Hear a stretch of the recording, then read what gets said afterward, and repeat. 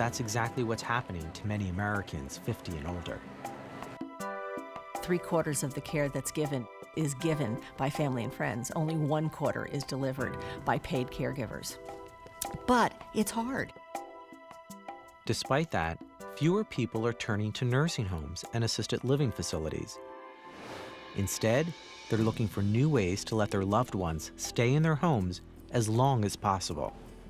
They're interested in technology that lets you stay in touch with your parents, even if they're living some distance away. You can keep an eye on them through technology. You might start with this unit. That interest has given rise to a whole new tech industry called remote monitoring, and it's catching on with baby boomers. The idea of monitoring an aging family member can be a tough subject to bring up. You know, it does involve privacy, but you can monitor somebody a number of different ways. And monitoring is a big step for some people, but it can be very useful.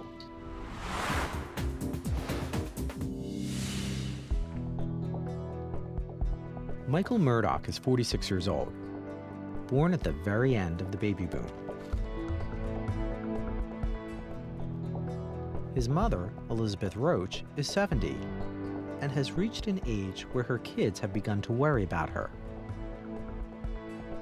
I'm the youngest son, and my mom's getting older, and she's been taking care of our family and her brothers and sisters as long as I can remember. So I feel like it's my time to be back and take care of her. But there's a problem. Michael lives near Denver, Colorado. His mom lives in Harrisonburg, Virginia, about 1,600 miles away. It's hard to be in touch with your mom's day-to-day life when you're so far away. There's really no better word for it than guilt. I feel guilty. His mother lives by herself. She's been on her own for some time, but she wouldn't have it any other way. I love my independence, yes. This house has been my home for 15 years, and I love it very much. But Michael and his siblings have been concerned about their mother's safety. They also didn't want her to feel lonely or isolated. Hi, Mom. Hi, I'm just checking her. How you doing today?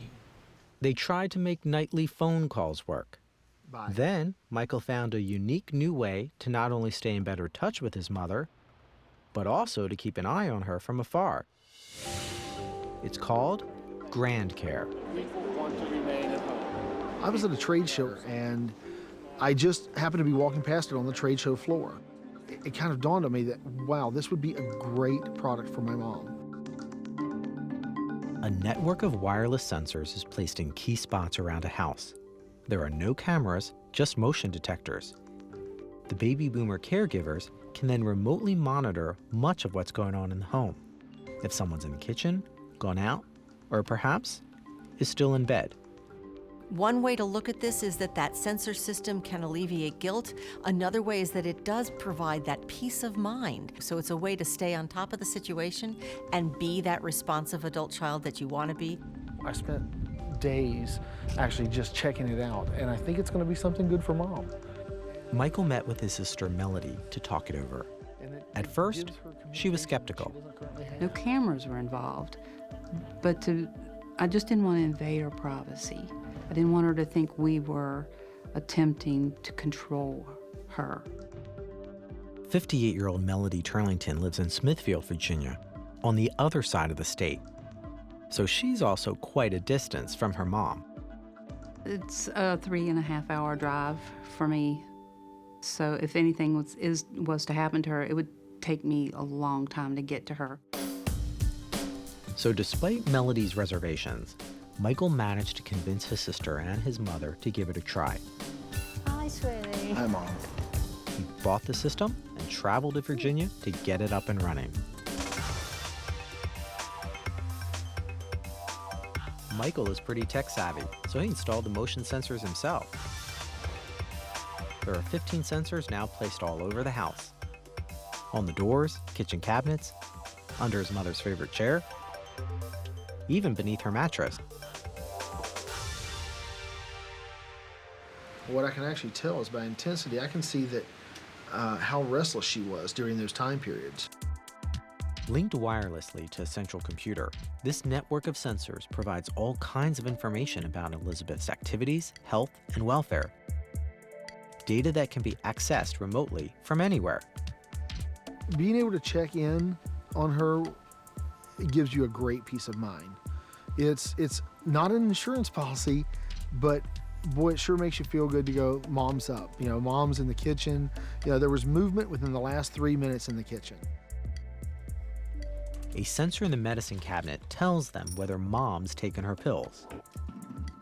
The one on the stovetop can let them know if she's left the oven on by mistake. And the panic button in the bedroom can alert them if she's had an accident. Hello, this is a message from Grand Care Systems regarding Elizabeth Roach. The action button to panic was pressed. For millions of baby boomers who can't be with their aging loved ones around the clock, remote monitoring systems can really be a godsend. They're monitoring systems almost like an alarm system. The same way that ADT is monitoring our home, virtual caregivers are monitoring your parents. And it also allows your parents to still have some independence. They get to stay in their home. As part of her daily routine, Elizabeth takes her own blood pressure. And every morning, she checks her weight on the scales in the bathroom. 126.6. It's information that automatically gets relayed to the main server, so her kids can see it. She's always been independent, demands her independence. So this way I can check on her without her knowing it, technically. Melody's use of the system is not limited to checking wave after wave of motion graphics or gauging her mom's vital signs. Answer with video. Hi, Mom. Are you having fun? Oh, yeah.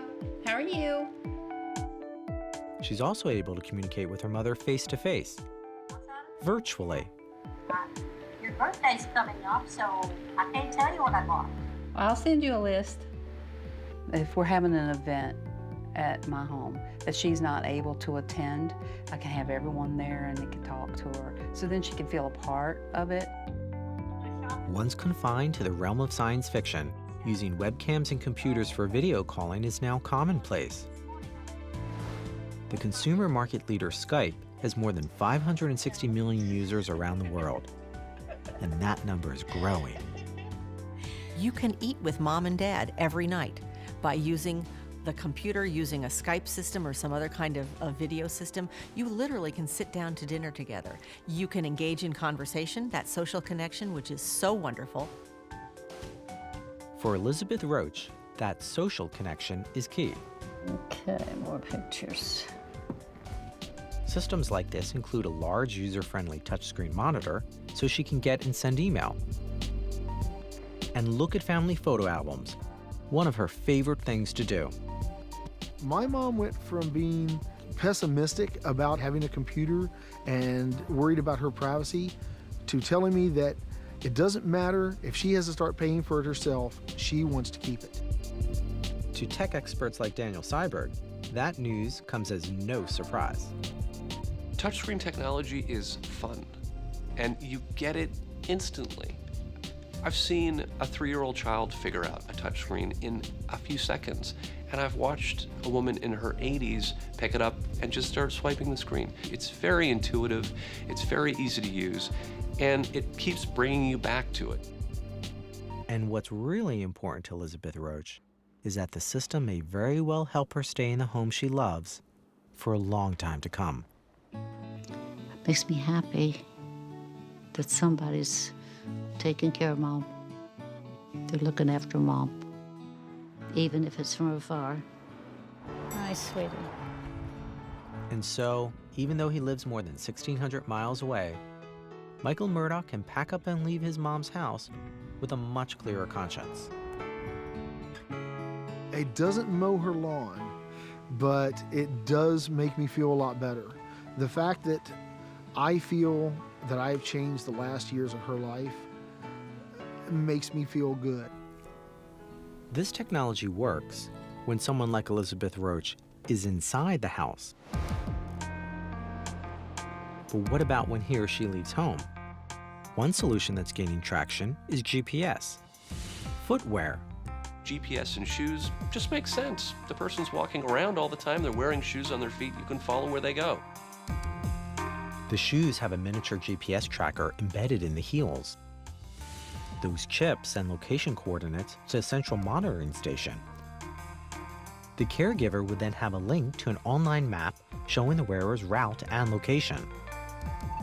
A GPS system like that in the shoe, it again provides that same kind of peace of mind that a monitoring system installed in the house will provide, especially with somebody who is suffering from early stages of dementia and has the potential of getting lost.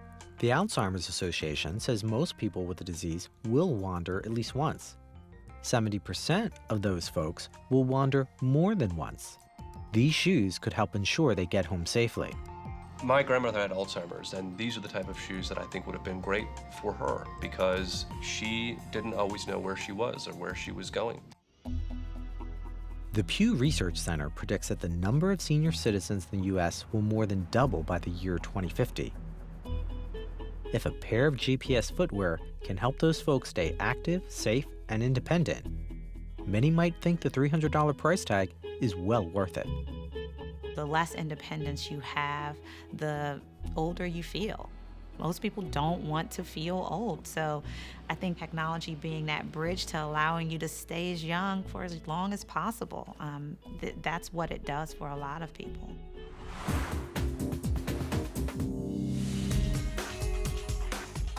We've seen baby boomers using technology tools to take care of their families.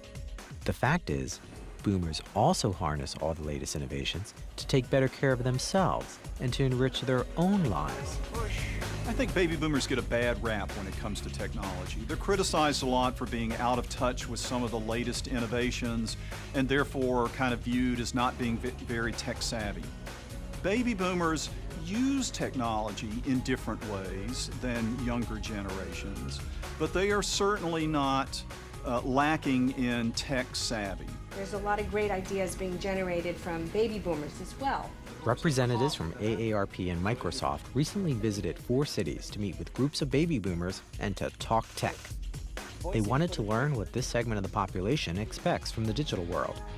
The Microsoft and AARP dinners show that boomers are really looking for technology to help them live a better life. So I'm also very